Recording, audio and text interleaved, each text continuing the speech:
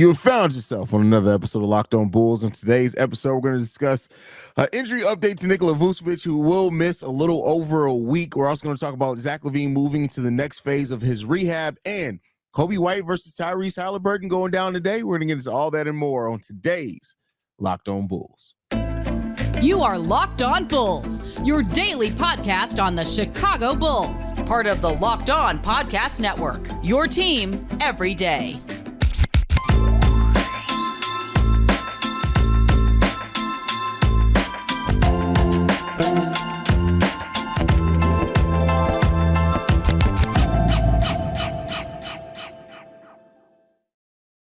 Thanks for tuning in to Locked On Bulls, member of the Locked On Podcast Network, where it's your team every single day.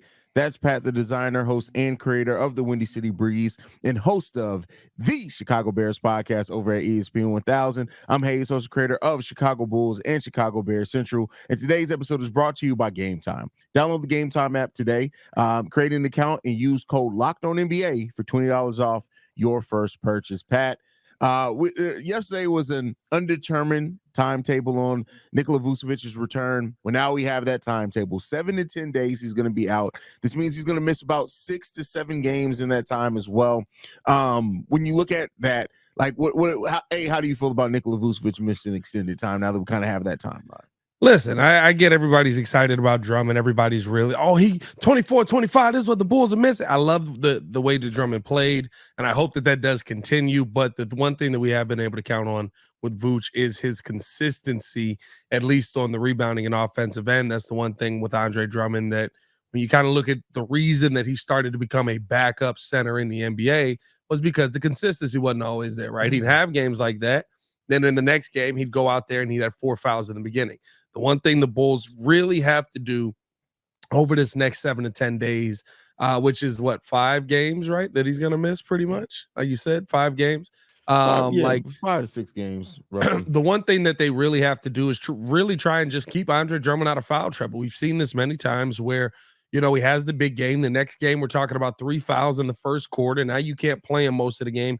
Then you have to go small ball center. I also think, I know I said this on the last pod, got to find a way to work in Adama Sanogo. I don't want Andre Drummond playing 40 minutes a night every single night that he's out there. Find a way to work in another big. I like Terry Taylor. I don't love Terry Taylor. You've got these guys on the team, and to me, the number one flaw that Billy Donovan has is we've had these guys where we go, hey, we need 7-footers out there. And Billy's like, nah, I'm going to put this 6'2" guy out there at center and see what he do. Yeah, I mean, like, I don't want us to go back to small ball center every night. I'm not saying put Adama Sanogo out there for 30 minutes, but give him like 7 to 10 minutes just so that Andre Drummond can breathe and I don't have to worry about him fouling out of the game in the first half. Yeah, I mean, I think that's what it comes down to is that, and I expect Billy Donovan to still use Terry Taylor, but with this extended period of time, the way Adama Sanogo's playing, keep in mind, Sanogo, it's not like he's averaging 18, 11, 1.5 blocks, 1.5 steals per game, and he's doing so in efficient scoring. If nothing else, Adama Sanogo can bring you rebounding, block shots, and putbacks. Let's just say, don't run a single set for him. He can do that. And so, I get why you're going with Terry Taylor. I know that Billy Donovan, he's always going to go with the experience, especially when you're trying to win games. But I think when you look at the set of games that we have for the Chicago Bulls in this stretch that Vooch can be out, we got Indiana. They got Jalen Smith and Miles Turner down there. Philadelphia 76ers, that speaks for itself. The New York Knicks, they have their own big man injured down there, but Isaiah Hartenstein. And then the Charlotte Hornets. You got all teams with legitimate big men down there that can do some damage to you on both sides of the ball. So while Terry Taylor, he's a really good small ball rebounder, and he's a defender. He plays with energy. I don't want to take anything away from him. But what is the point of giving somebody an opportunity if you're not going to actually give them an opportunity? I'm not saying that Sanogo is going to make or break these games, but I do think working him in 5 to 8 minute stretch to see how he plays in that, then increase that role after that. That should be the thing, in my opinion. I'm a guy sitting in the studio in his crib, though. I'm not an NBA coach, so it is what it is. No, I feel you. And I think, right, like the one thing about this is in this stretch, right, we've talked about Nikola Vucevic being a key piece that has really been consistent for the Chicago Bulls. There's been some up and downs in there, right? There's a couple of games where he's put up 13. But for the most part, I mean, you look at Vucevic's game, he's averaged 18 and 9 at 11.2 rebounds, 3 assists in all of those games. Multiple games, 26 and 16, 24 and 12, 23 and 8, 20 and 12, 20 and 12, 21 and 16, right? Like, you know what Vuce is going to be able to bring to the floor, who's going to give you that level of consistency. And that's really what you're looking for, right? And this is a time, if anything, to go with the hot hand for me. If you got a guy out there who's doing a good job giving you some rebounding numbers, and maybe he's able to give you a little bit of offense, nothing crazy, but he's just out there giving you some rebounding numbers, a solid defense, don't go away from that guy. That's a major Billy Donovan thing with Andre Drummond included, right? It seems now he's going to give Drummond all the minutes that he could ever want.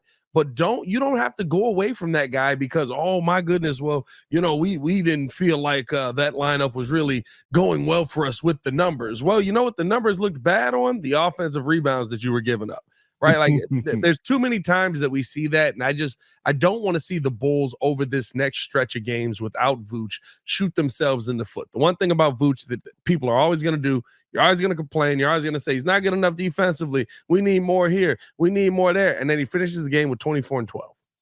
Yeah. I mean, Vooch has been a key part of this team. I know a lot of people like to crap on Vooch, but it is what it is. I do think Andre Drummond is going to do what he does well. Like you said, you just got to keep him out of foul trouble, things like that.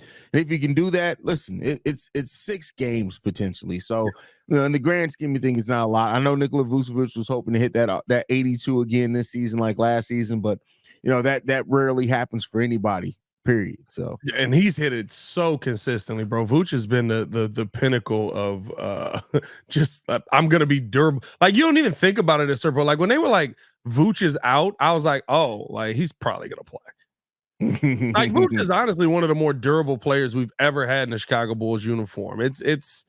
Listen, this next 7 to 10 days is gonna be very interesting. The one thing I will say is this, though, in that game where we watched Andre Drummond in the starting role, it did feel like the Chicago Bulls ran the floor really well. It felt like they ran the floor much better than when Vooch is out there. Vooch is usually the trailer. There were times where Andre Drummond was running right with Kobe White.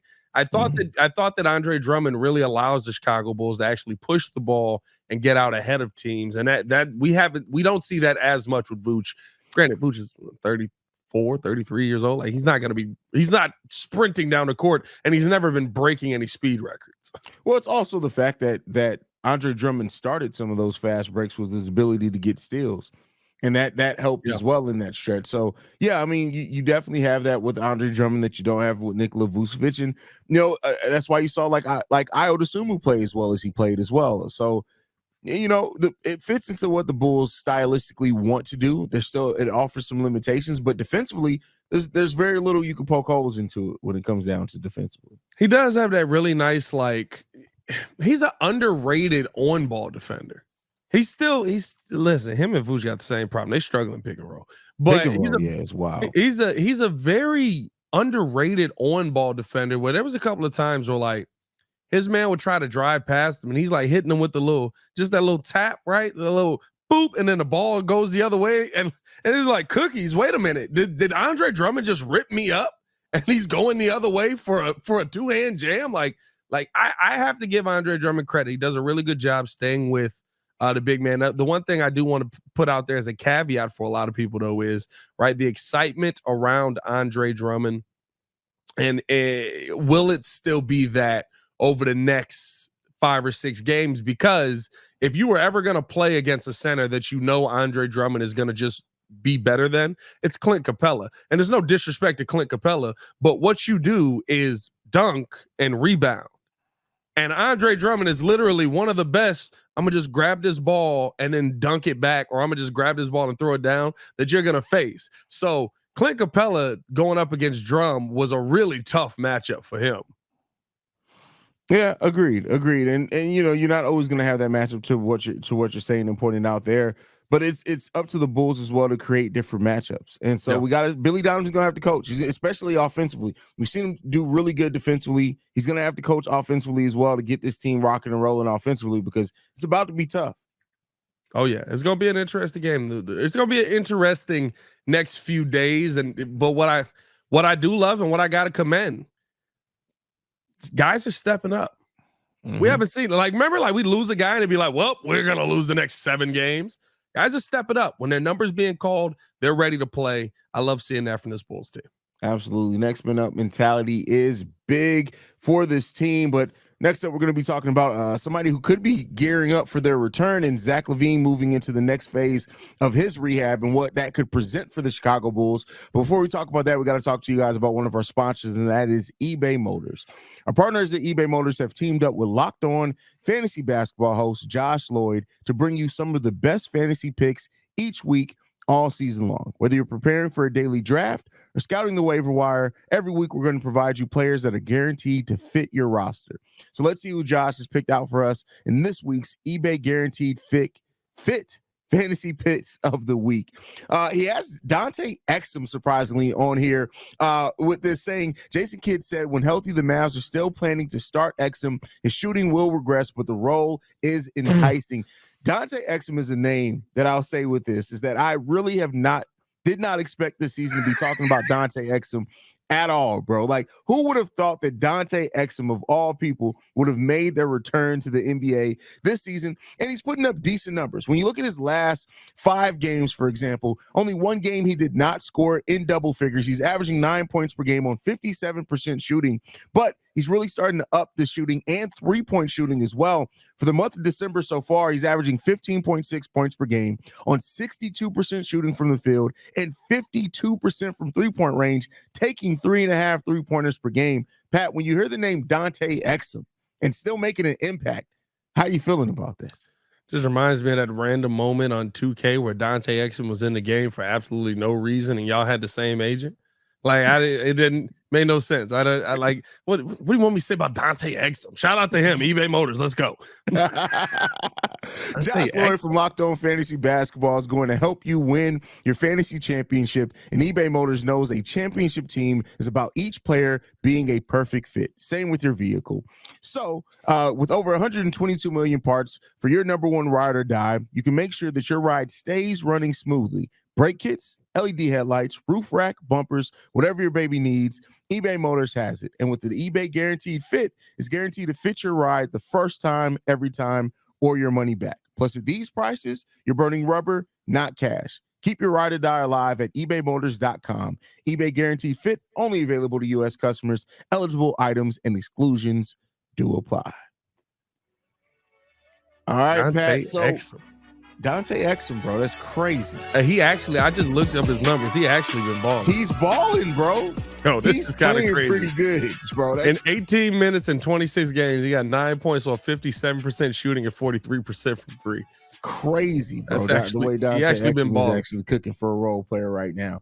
But moving on from that, Pat, Zach LaVine, we got word from Billy Donovan over the weekend. It was actually the day of Christmas. He said that, Zach LaVine seems ready to move to the next phase. Well, we got a video released today. He actually has started cutting things like that.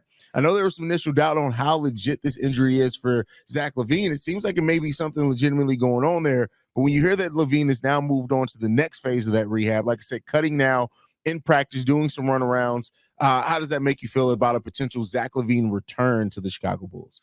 I mean, listen, if everybody keeps getting out on Zach LaVine, he's going to have no choice but to return. Yeah, I mean, like, we thought people were in, but it was just a toe. Yeah, so you got to watch that.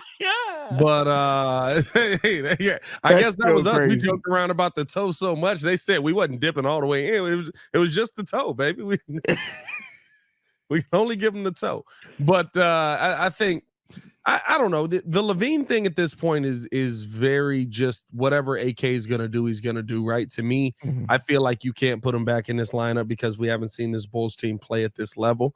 Everybody, the people that are in favor of him talk about him adjusting and adjusting to what the team is currently doing.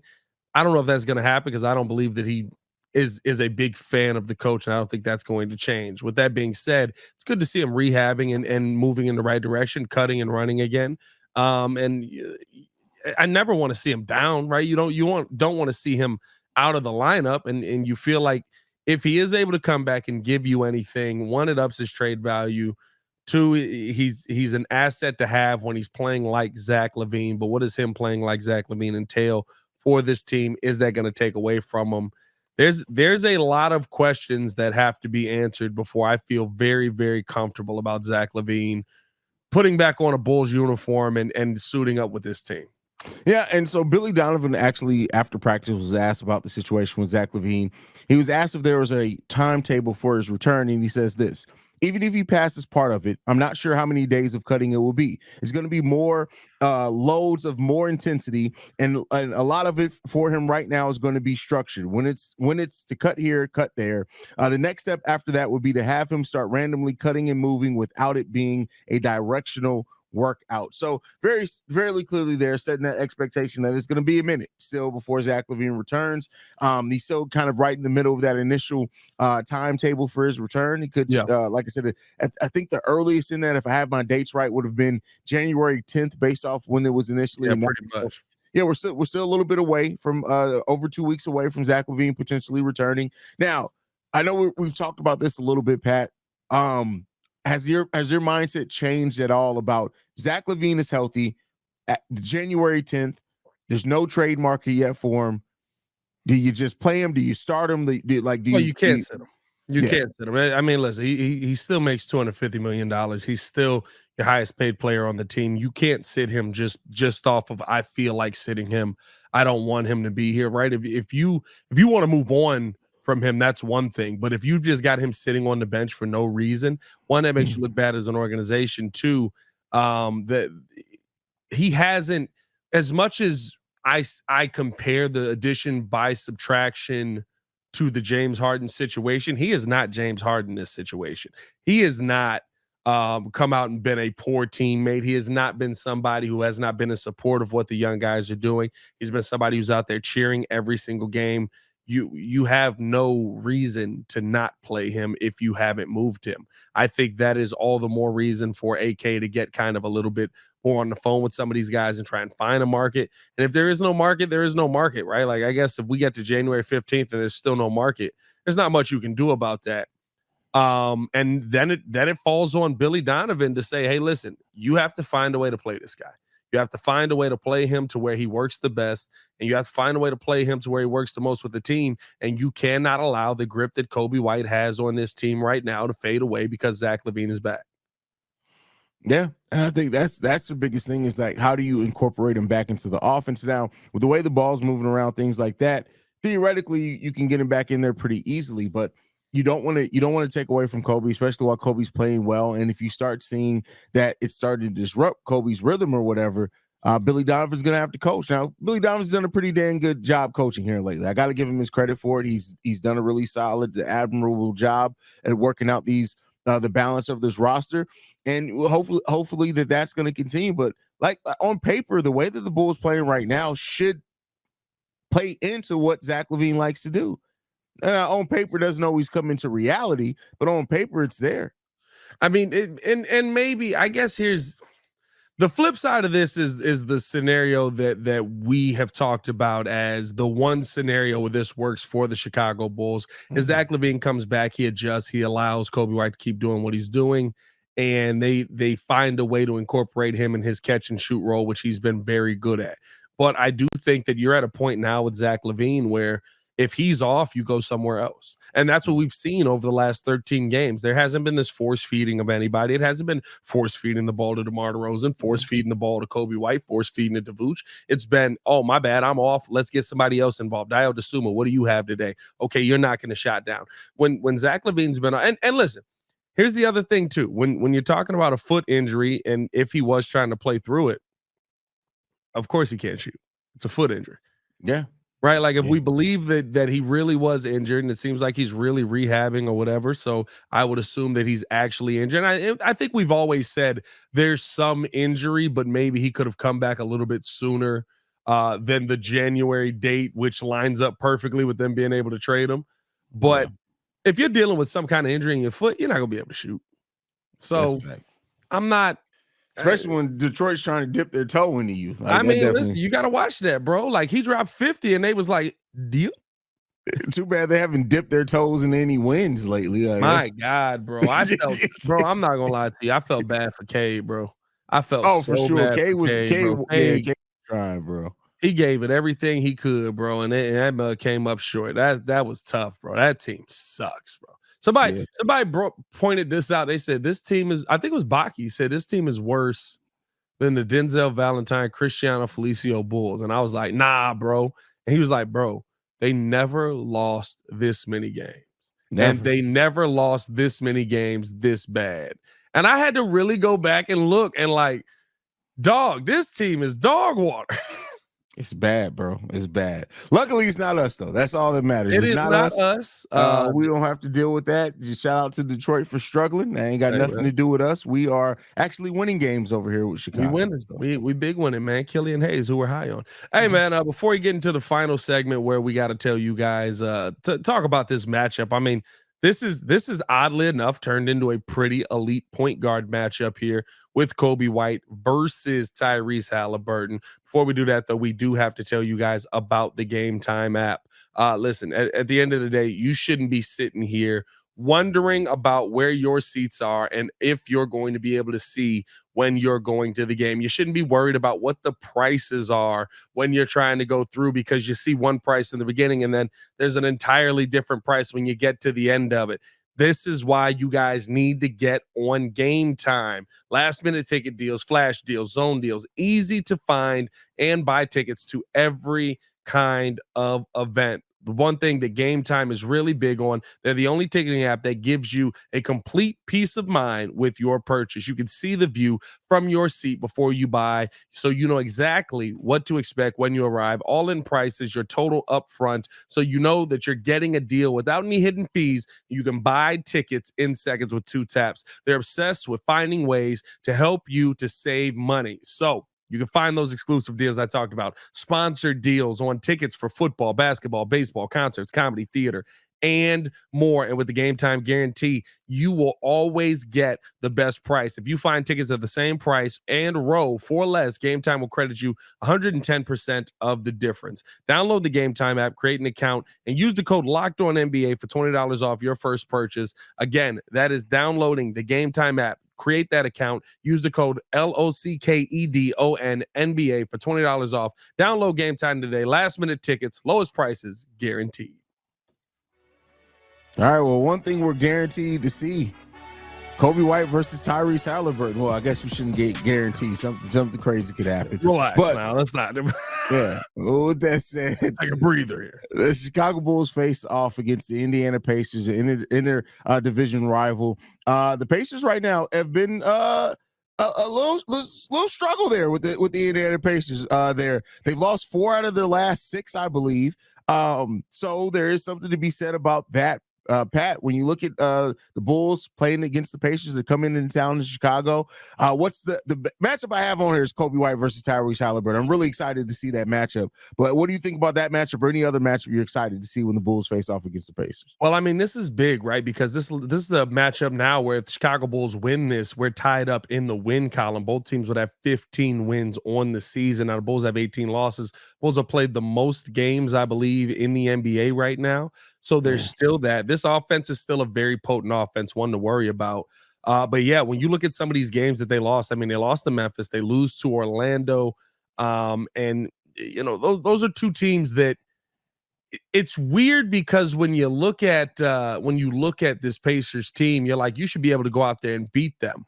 But the reasons why they lose, I mean, to me, it's just the defensive side of the basketball. Offensively, they are dogs, right? First in field goals made, first in field goal percentage. They're first in field goals attempted, so they're going to get those shots up. 6th in 3-pointers made, 9th in 3-point percentage in the NBA. There's a ton of things that this Indiana Pacers team does really well, but one thing that they don't do well is the defensive end of the basketball. And I think really what the Chicago Bulls have a somewhat advantage here is the Bulls have been able to stop these high-powered offenses, and I mean stop. Like, it's not like they're slowing them down. Like, we're going into fourth quarters with the score 88-76. Like, it's Tom Thibodeau back in 2008 again, right? Like, the Bulls have really done a good job defensively versus a lot of these teams, and if they can keep that defensive intensity going, the matchup I'm watching most is down low. Miles Turner versus Andre Drummond. what is that matchup going to look? That was crazy. Yeah, that was crazy. I saw it in your face. I'm trying to be better. I'm trying to evolve, bro. I was gonna let it slide. Yeah. I'm not trying to evolve. That was crazy. That was insane on my part. No, the matchup is the I don't even know what to say. The center position. How about that? I was gonna say big man. That felt wrong right after that one. But the center position, I think Miles Turner versus Andre Drummond is going to be a really big matchup to watch for, and I think that's going to be the one that when you look at, okay, how's the night going to go? The rebounding numbers are going to tell you. Yeah, I think that's a great point there. I think when it comes down to it, if we can win those boards, especially offensive rebounds, or keep them off the offensive glass, limiting second chance points for the other team while we get some of our own, that's always been when the Chicago Bulls play their best. And so let's hope that we can see that continue for the Bulls in this game against the Pacers. But I'll tell you what, this is a team that I'm really excited to see the Bulls play against. I don't know why. Like when you look at it, of course, me and you have always been high on Ben Mathurin, who, by the way, they started, he was starting earlier in the season. They moved him back to now coming off the bench. Take that for what you will. Yeah. Teeth are coming in the building with Buddy Hield. All of the dentists in Chicago are probably looking excited about that. He'll bite you, bro. You got to watch yourself. And then you also got Aaron Naismith as well in there. Bruce Brown is actually going to be out in this game. So really excited about this matchup. This is a team that, was playing really good to start off the season. A lot of people had them pegged to be a team that's really going to make a move in the Eastern Conference. Been a rough go of them basically since the mid part of December. And we'll see. They've only won 2 games since December 13th. So we're interested team, bro. It's a really interesting team when you look at some of the games that they've lost. I mean, like against Washington. They lost against Washington. Yeah, I like offensively, they can put up points with the best of them. Excuse me, but defensively, it's just they can't get stops when it's most important, man. Like that's the one thing to me that I've seen. Like the joke that I was just about to say, God, hey, you got to help me. Man, I held it in. I'm gonna be real with you. You want to know how bad it is defensively for this team, bro? Like 100%. They lost to the Clippers 151 to 122. That's crazy. They put up 122 points and lost. I'm sorry, 127.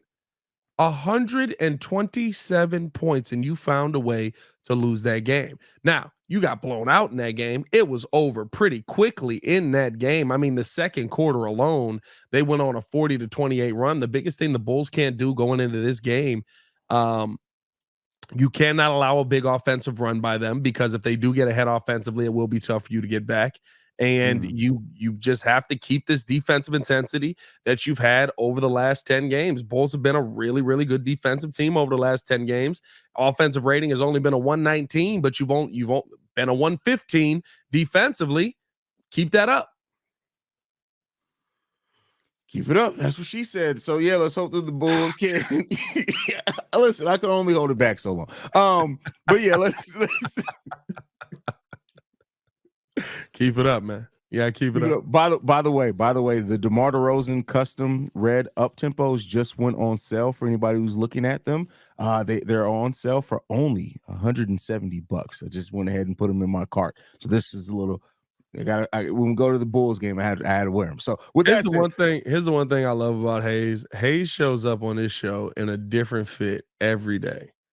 I am wearing one of 3 pieces of Bulls gear that I own, and it's not two of them you bought when we went to the Bulls game. I bought with you, legitimately. No, legit. Like I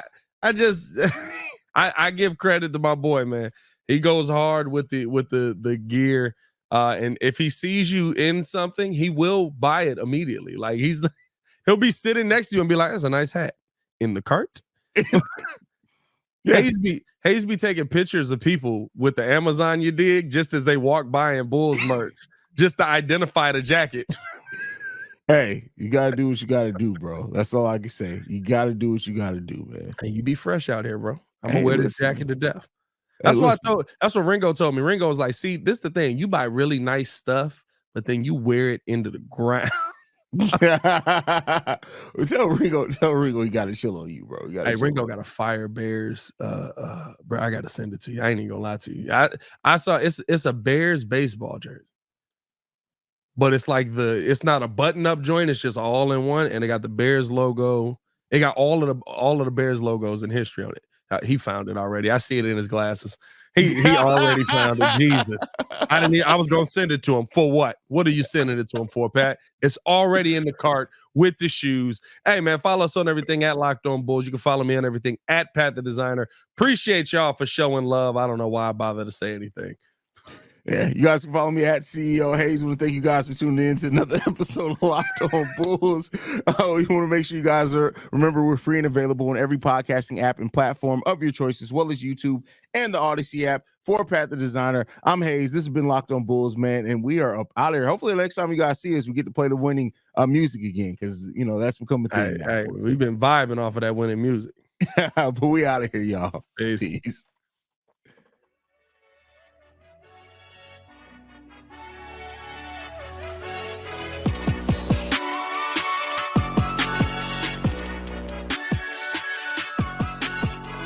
About to stop wearing Bulls merch and just start coming mad Italian to the show. Just button ups, hair gel, and cologne.